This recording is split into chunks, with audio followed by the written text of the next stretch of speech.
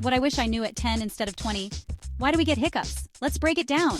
Hiccups are like little spasms caused by your diaphragm. That's the muscle under your lungs. It contracts suddenly, forcing you to inhale quickly.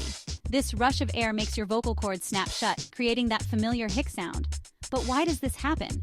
Could be eating too fast, drinking carbonated drinks, or even excitement.